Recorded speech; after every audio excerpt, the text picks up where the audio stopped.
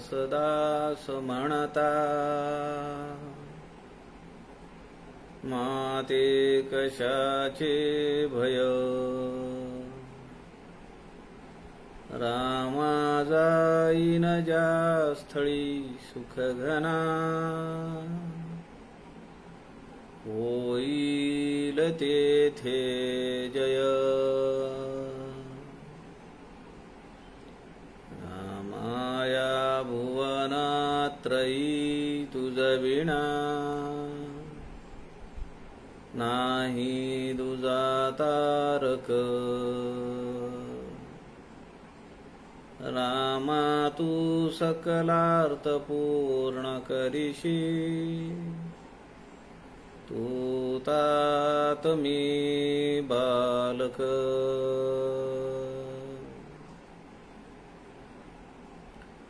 सुका सारिखे पूर्ण वैराग्य जाचे वसिष्ठा परी ज्ञान योगेश्वराचे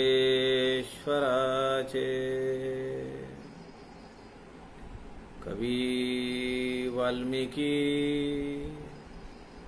सारिखा मान्य ऐसा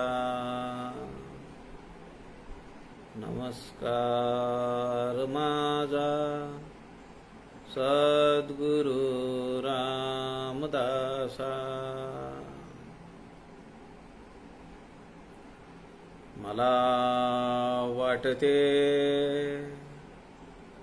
अंतरी त्वा वसावे तुझ्या दासबोधासी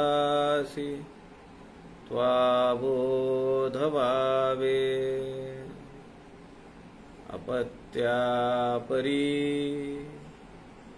पाजवी प्रेम रसा महाराजया सद्गुरु रामदासा जय जय रघुवीर समर्थ सब संतन की जय।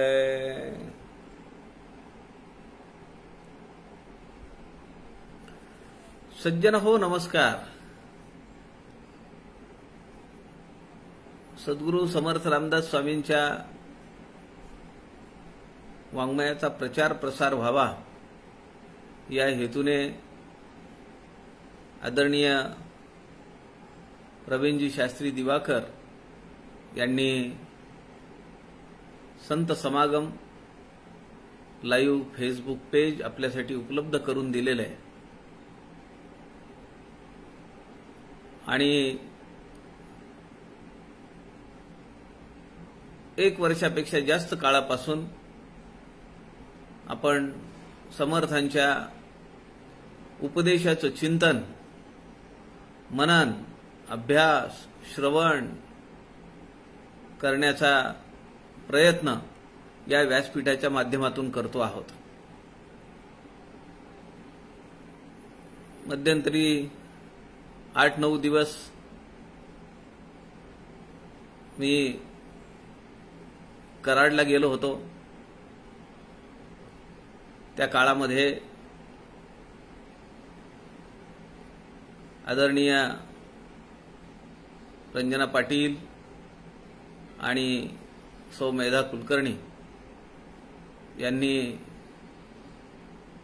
समर्थांची चतुसूत्री आणि नीतिशतक या विषयांवर आपल्याशी संवाद साधला। अत्यंत अभ्यासू व्यक्तिमत्व अशी ही दोन्हीही व्यक्तिमत्व आहेत। अभ्यासोन प्रकटावे नाहीतरी झाकून असावे, प्रकटोन नासावे बरे नव्हे असं समर्थांनी इशारा दिलेला आहे आणि त्या इशाऱ्याचं तंतोतंत पालन ही मंडळी करतायत। त्यांच्यासोबत आपल्याकडे या व्यासपीठावरून बोलण्यासाठी सौ संध्या कोल्हटकर, सौ शुभदा थिटे, सौ शुभदा फणसे, सौ वासंती चौधरी अशा अनेकांनी एका अर्थाने माझं काम हलकं केलं, माझ्या डोक्यावरचं ओझं हलकं केलं. त्याबद्दल या सगळ्यांना मी वंदन करतो, त्यांच्या प्रति कृतज्ञता व्यक्त करतो. कराडला एका कौटुंबिक कार्यक्रमासाठी गेलो होतो. वडील निजधामी गेल्यापासून आईला पण कुठे नेलेलं नव्हतं, म्हणून एक 5-6 दिवसासाठी 7-8 दिवसांसाठी आम्ही कराडला जाऊन आलो. त्या ठिकाणी आपल्या अभ्यासार्थींची, साधकांची एक बैठक झाली. आपल्या व्यासपीठावरच्या आदरणीय वैशाली देशपांडे, प्रतिभा पोरे, त्यानंतर ज्येष्ठ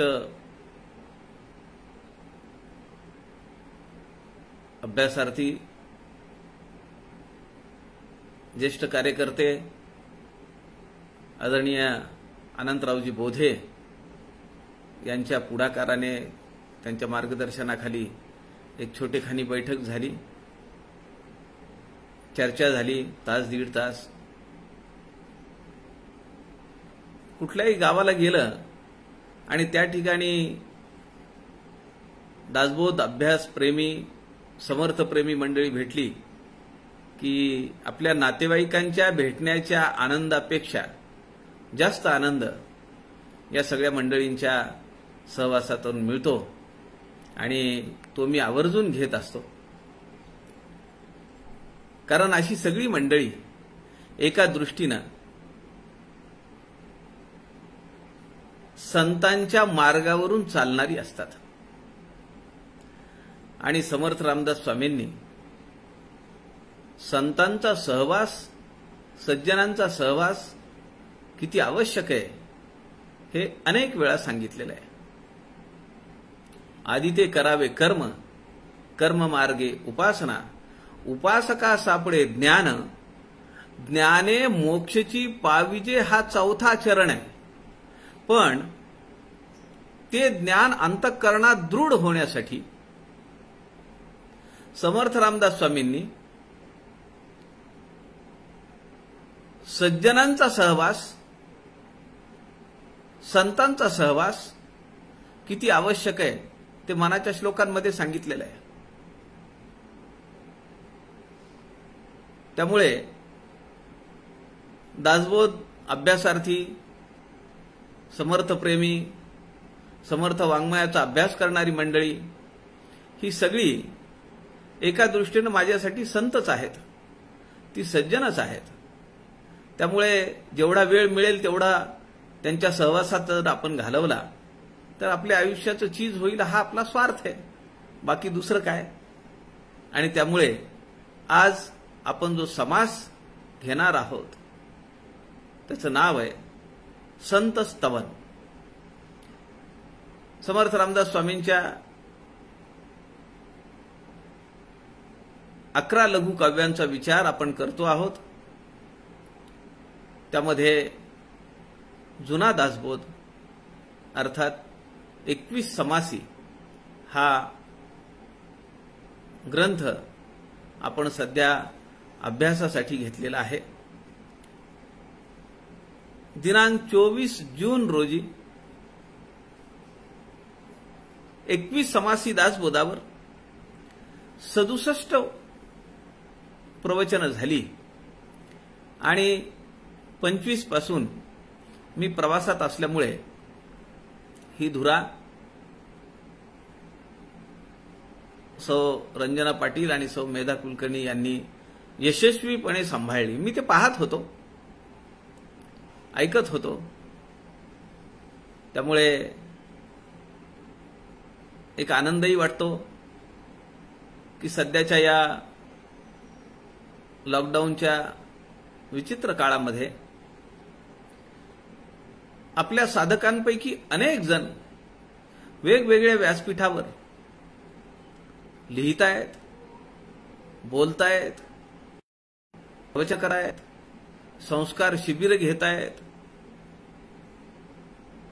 हा काळ सुसह्य व्हावा, मनाचा समतोल ढासळू नये म्हणून संतांचं साहित्य, संतांचं वाङ्मय याखेरीज जीवनाला आपल्या स्थैर्य मिळवून देण्यासाठी दुसरं साधन नाहीये. आणि ते आपण सगळे मन लावून करतो आहोत. आज आपण या 21 समासी अर्थात जुना दासबोध या ग्रंथातील 12व्या समासाला सुरुवात करतो आहोत आणि त्याचं नाव आहे संत स्तवन.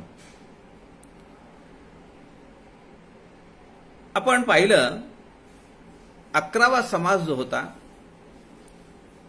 त्या समासाच्या शेवटची ओवी अशी आहे, इति श्री रामदास आता सांगेल आशंका श्रोता एकचित्त होऊनी ऐकता सुख दुःखा वेगळे व्हावे. समर्थ रामदास स्वामी या ठिकाणी म्हणतात की श्रोत्यांच्या मनात असलेल्या शंकांचं निरसन मी आता करीन. तुम्ही ते सगळं एकचित्त होऊन एकाग्र चित्ताने सगळं लक्ष त्याकडे देऊन ऐकावं. आणि ते जर तुम्ही मन लावून ऐकाल तर तुमची सगळी दुःख नाहीशी होती. त्या दुःखांचं मूळ नाहीसं होईल, निर्मूळ होईल. संशयरहित ज्ञान हे संतांचे लक्षण समर्थांनी सांगितलंय. अंतःकरणामध्ये कुठलाही संशय नसताना जे काम होईल ते खरं काम होतं. कुरुक्षेत्रावर मोहाने ग्रस्त झालेला किंग कर्तव्य मूळ अवस्थेमध्ये असलेला, मनात अनेक भ्रम अनेक प्रश्न घेऊन उभ्या असलेल्या पार्थाला, अर्जुनाला भगवंतानी ज्ञान दिलं. त्याच्या सगळ्या प्रश्नांची उत्तर त्याला मिळाली. त्याचे सगळे भ्रम, त्याचे सगळे प्रश्न समूळ नाहीसे झाले. तेव्हा तो भगवंतांना म्हणाला, स्थितोस्मी गतसंदेह करिष्ये वचनम तव. माझ्या मनातले सगळे संकल्प, सगळे शंका, सगळ्या भ्रम, सगळे प्रश्न सगळे संपलेले आहेत. कृष्णा,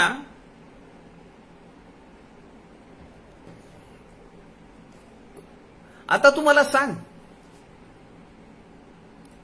करिष्ये वचनम तव, तू म्हणशील ते मी करायला तयार आहे.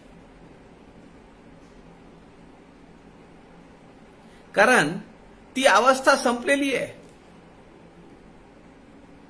वाय, वेअर अशी प्रश्न काही मन नाही आहेत.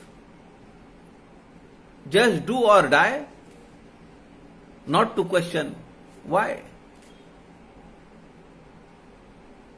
अशा स्थितीला समर्थ म्हणतायत की मी तुला आणून सोडतो, तुझ्या सगळ्या आशंकांचं निर्मूलन करतो, त्याचं निरसन करतो. आणि पुढचा जो समास आहे त्या समासामध्ये समर्थ आता त्या शंकेचं निरसन करण्याच्या पूर्वी जो श्रोता आहे, आता दुसराच श्रोता. एक लक्षात घ्या की समर्थ टाकळीला आहेत आणि समर्थांचा अत्यंत प्रिय असलेला शिष्य उद्धव स्वामी समोर बसलेले आहेत आणि त्यांच्यासोबत काही इतर शिष्य आहेत. त्यातल्या काही शिष्यांना मनात प्रश्न आहेत म्हणून ते विचारतायत. संत स्तवन समास 12वा. यात समर्थ काय म्हणतात त्याचा आपण विचार करू. श्रीराम समर्थ. श्रीराम. स्वामी बोलले ती बरवे, परी मज एक आठवले स्वभावे, ते मज वाटते बोलावे, परी आज्ञा स्वामीची पाहिजे. श्रीराम. अरे शिष्या आशंका उद्भवली, ते अगत्य पाहिजे पुसली, हे आम्ही आज्ञा दितली, पहिलेची तुझ. श्रीराम. जरी माझी मर्यादा धरिसी, तरी तू स्वहितासी अंतरलासी, या कारणे मानसी शंका धरू नको. श्रीराम. आधीच काहीसी मर्यादा, संधीसे बैसलो संवादा, निरसले नाही तुझिया भेदा, तोची मी स्वामी कैसा. श्रीराम. तुझे समाधान नव्हेल, तुझ बरे न वाटेल, की जेथे समाधान होईल, तोची स्वामी तुझा. श्रीराम. समर्थ या समासाच्या सुरुवातीला एका दृष्टीनं आपली बाजू क्लिअर करतायत, आपले कार्ड क्लिअर करतायत.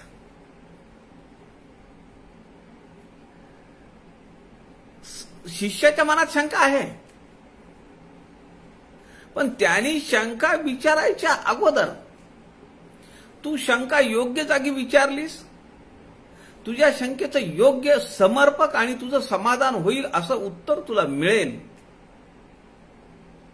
याचा संकेत समर्थ या ठिकाणी देत आहेत.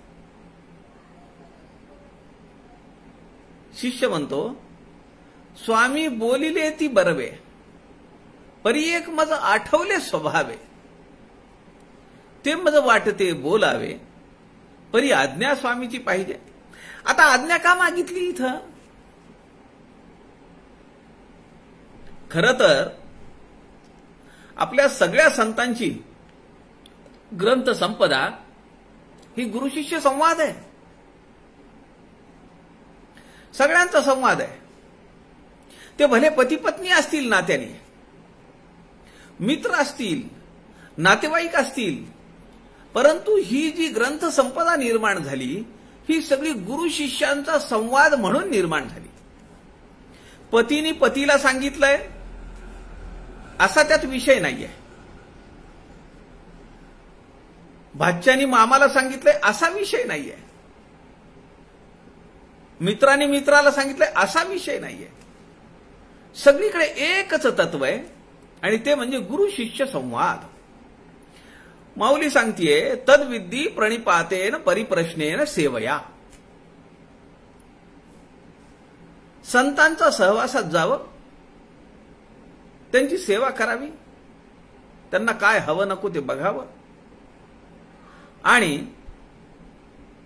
त्यांच्याजवळ बसल्यानंतर त्यांचं पाद सेवन करत असताना त्यांच्या चेहऱ्यावरचं स्मित हास्य पाहून आपण त्यांना आपल्या अंतःकरणातला प्रश्न विचारावा. बरोबर योग्य वेळ साधता आली पाहिजे आणि त्या प्रश्नाचं उत्तर सद्गुरू आपल्याला देतात. पण त्या अगोदर सेवया हा शब्द आहे. तद्विद्धी परिप्रश्नेन सेवया. सेवा केली पाहिजे. काहीतरी अर्चन भक्ती, काहीतरी पादसेवन भक्ती, काहीतरी नमन वंदन नामस्मरण काहीतरी केलं पाहिजे. तर संत सज्जन महानुभाव आपल्यावर संतुष्ट होतात. आणि आपण जर प्रश्न नाही विचारला तर आपल्यावर असलेल्या प्रेमापोटी ते आपलं मार्गदर्शन पण करतात. बऱ्याच वेळा असं होतं की आपण विचारू नाही शकत प्रश्न, वेळ मिळत नाही, योग्य वेळ मिळत नाही. कारण अशी मंडळी सगळी त्यांच्या शिष्यांच्या कोंडाळ्यात असतात. मग आपल्याला वेळ मिळत नाही, कुणासमोर विचारता येत नाही, किंवा जेव्हा वेळ मिळतो एकांत असतो तेव्हा विषय आठवत नाही. या पहिल्या ओवीमध्ये शिष्य म्हणतोय की मला आज्ञा पाहिजे. स्वामी बोलले ती बरवे. आपण छान सांगितलंय आम्हाला. परी एक मज आठवले स्वभावे. पण मला एक सहज आत्ता आठवलं. आत्ता आठवलं. मी लगेच ते विचारणं बरोबर नाहीये. कुणी पटकन म्हणजे अरे तुला काय स्थळ काळाचं भान आहे का नाही? आत्ता विषय काय चालू आहे आणि मध्येच काय विचारतो तू? बरं, विषयांतर झालं पण ते पूरक असलं पाहिजे विषयाला.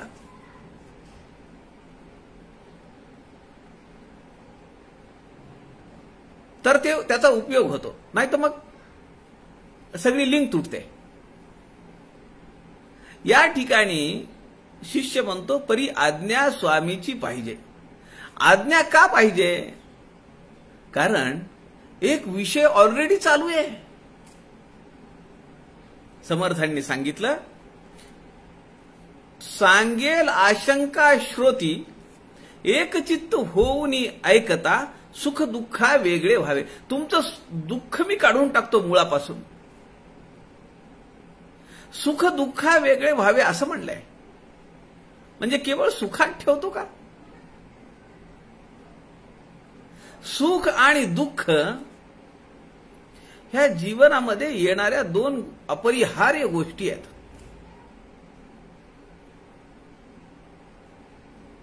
सकाळी एक मागणं आहे सकाळचं, ते शिवतर गळीत दररोज सकाळी म्हटलं जातं आणि अत्यंत भावपूर्ण असं ते. पहाटे 5:30-6च्या दरम्यान हे मागणं म्हणलं जातं. त्यातलं एक कडवं असं आहे, आयुष्यातील सुखदुःखांची मजसी का बाधा, जीवन नामक यज्ञातील या दोन्ही समिधा. विचार करा किती अर्थपूर्ण ओवी आहे. आयुष्यातील सुखदुःखांची मजसी का बाधा. मला त्याचं सुख किंवा दुःख का व्हायला पाहिजे? कारण मी तेवढ्या पुरता मर्यादित नाहीये. माझं स्वरूप कसं आहे? अथांग आहे, व्यापक आहे. त्यामुळे असल्या चिल्लर गोष्टींचा मला काही फरक नाही पडला पाहिजे, अशी त्या पाठीमागची भूमिका आहे. पण आमचं जीवनच एवढं संकुचित आणि संयमित आहे, असंयमित आहे की आम्ही त्याच्या बाहेरच पडत नाही. तिथंच गोंडाळून गोंडाळून फिरत राहतो. ते मागणं असं म्हणतं, आयुष्यातील सुखदुःखांची मजसी का बाधा, जीवन नामक यज्ञातील या दोन्हीही समिधा. तुम्ही कधी पाहिलंय? कधी होम करायचा आहे, यज्ञ करायचा आहे, हवन करायचंय, तर गुरुजी आम्हाला सांगतात की समिधा पण घेऊन या. मग आपण त्या दुकानावर जातो, पूजा साहित्याच्या दुकानावर जातो आणि त्यांना सांगतो की आम्हाला समिधाचं एक पाकिट द्या. मग त्या समिधा आपण घेऊन येतो. त्यामध्ये वेगवेगळ्या झाडांच्या साली, त्या लाकडांचे तुकडे, इतर साहित्य सगळं असतं. आता त्यातल्या जी समिधा यज्ञामध्ये टाकायची आहे, होमामध्ये टाकायची आहे, त्या सगळ्या समिधा ह्या यज्ञात जाणार आहेत आणि यज्ञाचा तो अग्निपुरुष प्रकट होणार आहे. अग्निपुरुष प्रकट होणं हे मानवी जीवनातलं अत्यंतिक महत्वाचं फळ आहे. राजा दशरथांच्या यज्ञामध्ये हा यज्ञपुरुष प्रकट झाला आणि तिथून आमचं समर्थांचं आराध्य दैवत असलेलं प्रभू श्रीरामचंद्रांचा जन्म झाला. हा यज्ञपुरुष प्रकट होणं आणि तेही भगवंताच्या मुखातून, कारण अग्नी ही भगवंताचं मुख आहे.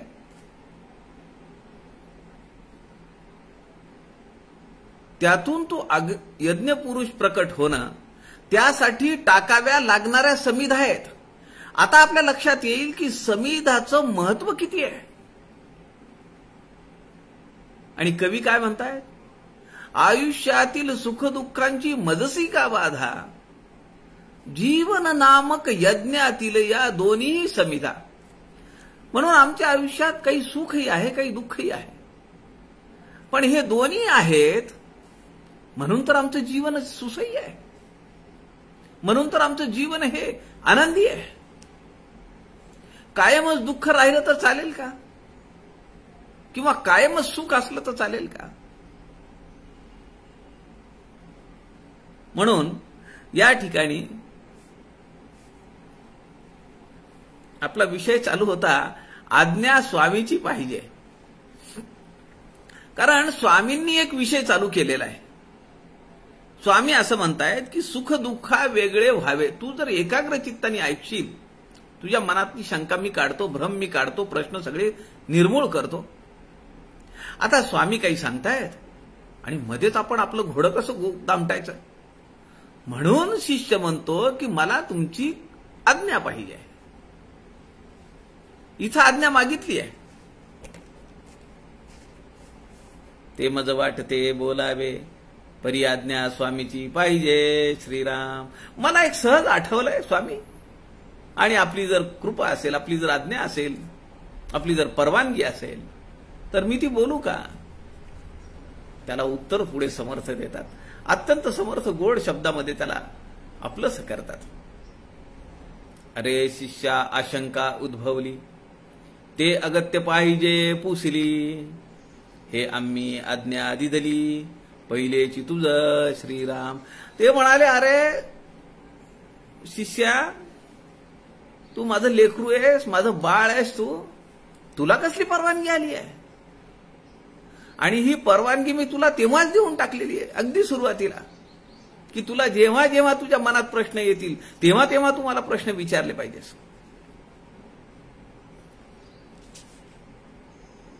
दुसऱ्या समासामध्ये 21 समासीच्या समर्थ म्हणतात, जो गुरु विश्वासाचा, जेथे अंकुर नाही भेदाचा, तोची बघता आपाळांचा, सकळासी बोधी श्रीराम. जो आशंका फेडू जाणे, जाणपणे हुंबरोणेने, श्रोतयाचे शब्द उणे, साहे विवेके श्रीराम. अरे तू तर प्रश्न विचारलेस, समर्थ म्हणतात, पण श्रोत्यांनी मला अपमानास्पद जरी बोललं, माझा मानभंग करण्यासाठी जरी बोललं, तरी पण ते मी विवेकाच्या बळावर सुसह्य करतो. मला त्याचं काही अवघड वाटत नाही. जो गुरु विश्वासाचा, मी तुला विश्वासाचा वाटतो ना, म्हणून तुम्हाला प्रश्न विचारतोय. जेथे अंकुर नाही भेदाचा, मी भेद मानतच नाही, कुठलाही भेद नाही. तू शिष्य आहेस, मी गुरु, असा भेद सुद्धा मी मानत नाही. जात पात पंथ तर फार लांब राहिले, कारण माझं वचन आहे, भेटो कोणी एक नर, धेड मार सांभार, त्याचे राखावे अंतर, या नाव भजन श्रीराम. मी सांगितलंच आहे, माझ्याकडे कुठलाही भेद नाहीये.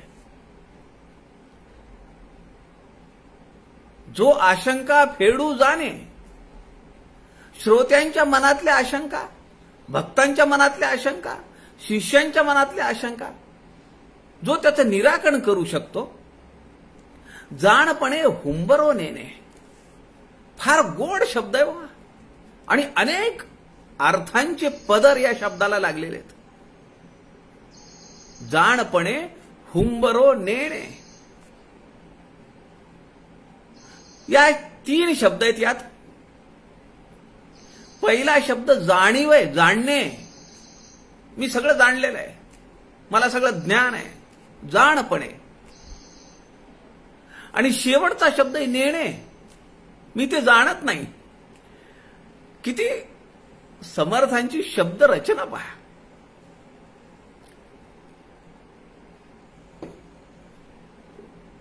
जाणपणे, मी जाणलेलं आहे, मला सगळं माहिती आहे. आणि नेणे शब्द आहे शेवटी. जाणीव आणि नेणीव असे 2 विरुद्धार्थी शब्द आहेत.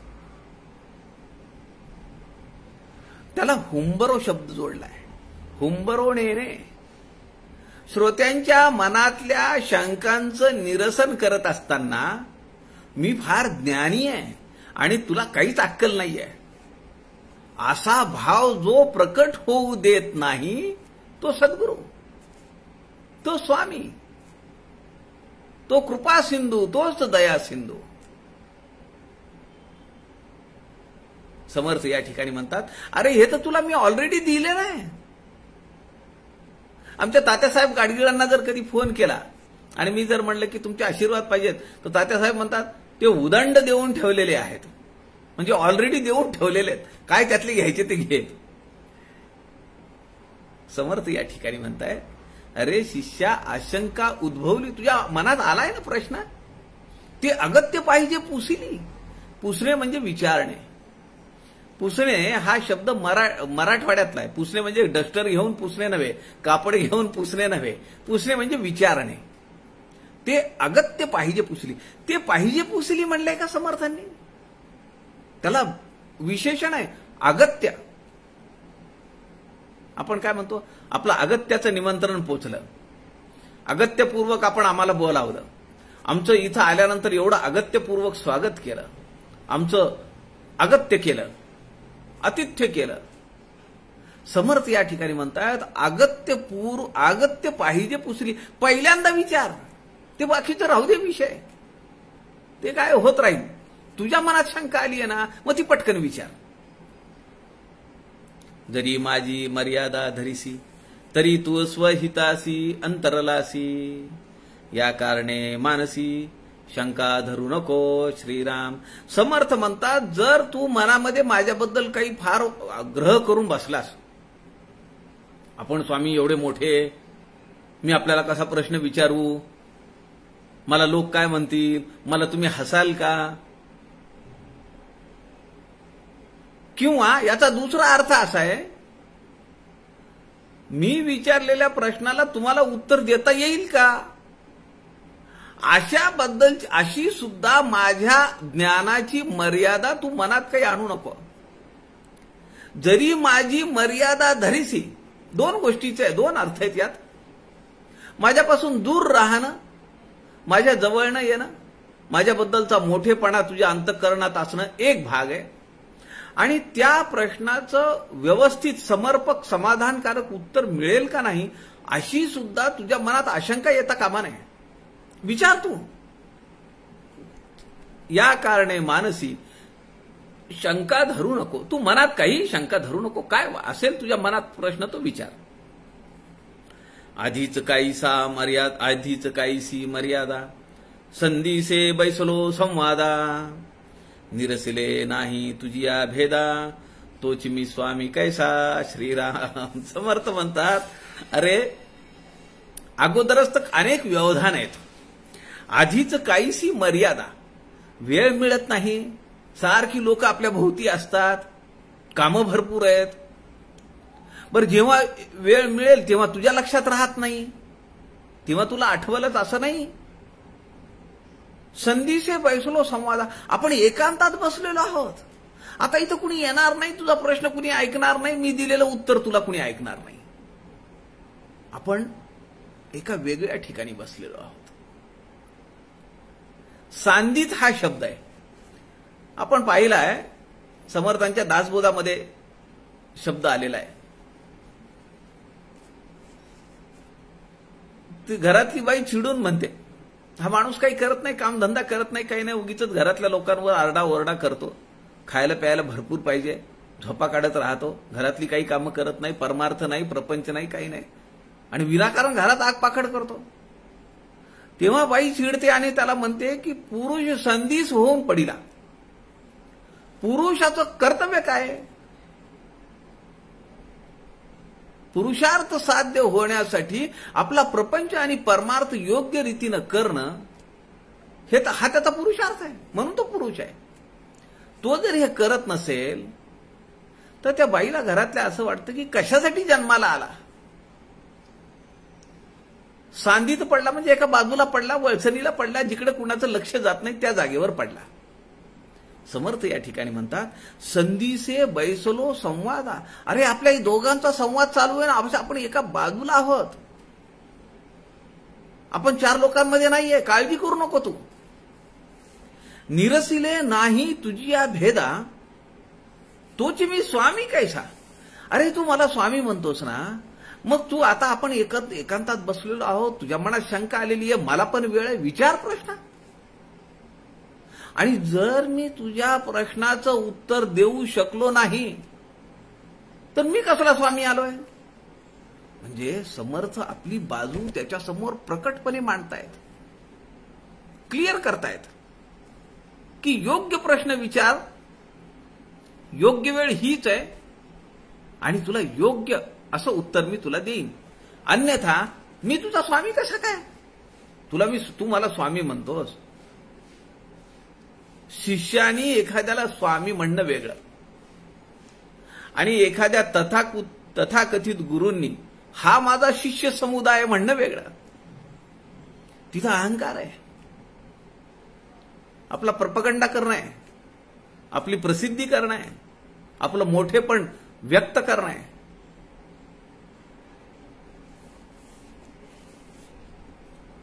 समर्थ या ठिकाणी म्हणतायत तुझं समाधान होईल, नक्की लक्षात ठेव. परमार्थी विचारिता काही, सर्वथा बळात्कार नाही. पडिलो बळात्कार प्रवाही, तरी तो परमार्थ नव्हे. श्रीराम, तू मला स्वामी म्हणतोयस. समर्थ या ठिकाणी आपल्याला भेद लक्षात आणून देतायत. पुढच्या ओवीमध्ये समर्थ सांगतायत परमार्थी विचारिता काही, सर्वथा बळात्कार नाही. मी काही जबरदस्तीनं तुला माझा शिष्य होच असं नाही म्हणलेलं. तुला वाटतंय की मी स्वामी आहे, मी सद्गुरू आहे, मी संत आहे, मी सज्जन आहे, माझ्याकडे ज्ञान आहे, असं तुला वाटतंय. हे समर्थांना वाटत नाहीये. म्हणून समर्थ म्हणतात की मी तुला जबरदस्तीनं शिष्य केलेला नाहीये. आजची परिस्थिती कशी आहे, कुणाच्या दर्शनाला जावं का ते लगे अनुग्रह घ्यात म्हणून सांग मागे लागतात. त्यांचे शिष्य तयारच असतात.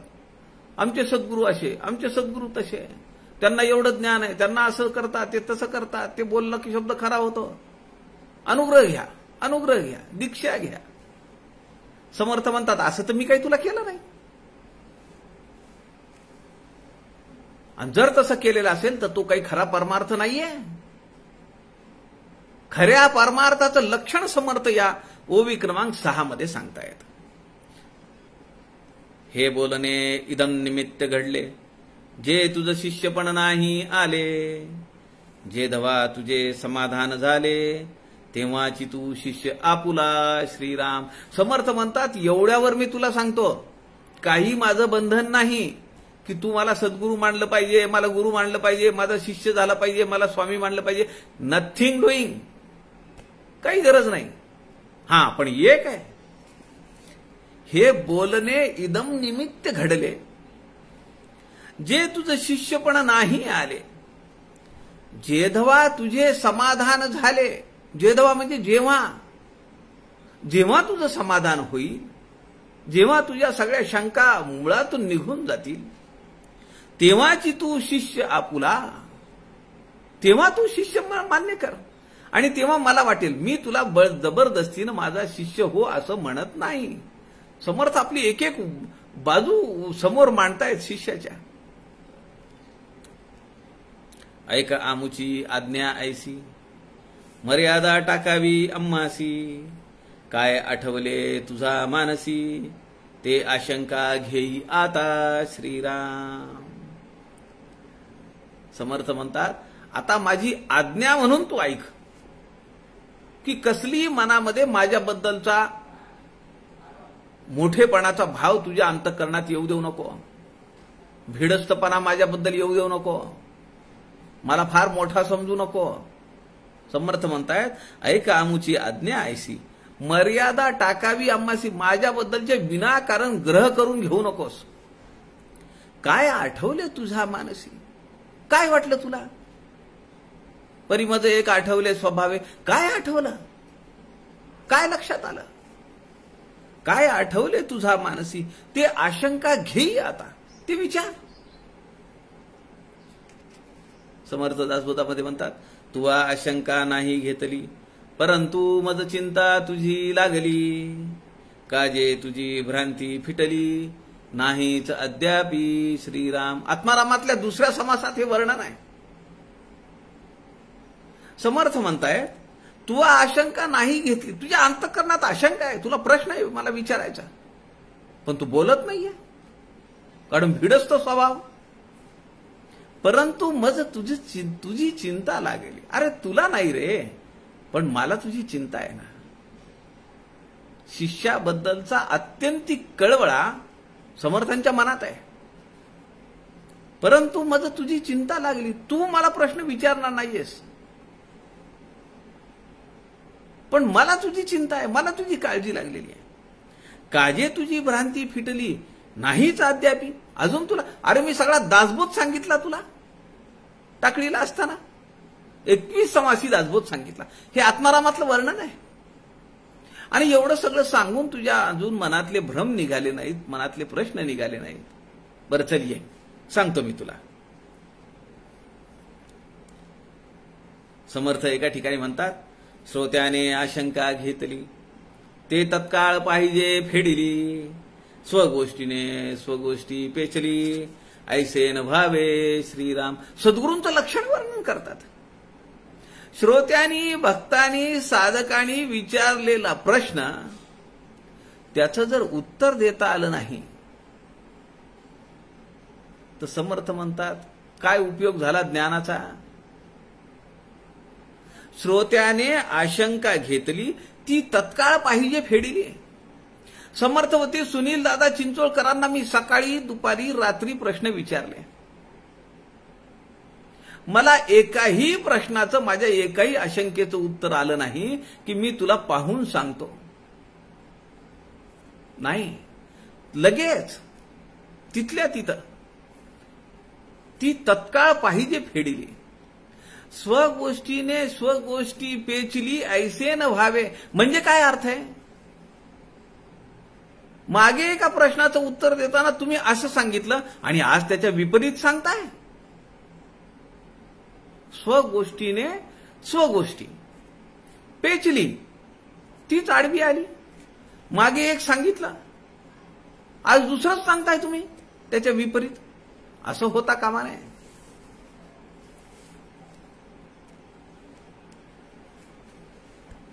ऐसा श्रोतयांचा अनुमान, श्रोती घेतले अडरान, आता याचे समाधान केले पाहिजे श्रीराम. समर्थ दासबोधामध्ये म्हणतात, अहो समर्थांनी आडरान म्हणजे आडवाट घेतलेला, मुद्दाम वेळ पांघरून पेडगावला जाणारा शिष्य, अशा शिष्याबद्दल हे वाक्य आहे. ऐसा श्रोतयाचा अनुमान, श्रोती घेतले अडरानं. समजलंय, तरी पण आपल्या गुरूंच्या ज्ञानाची परीक्षा घेण्यासाठी तो जेव्हा प्रश्न विचारतो,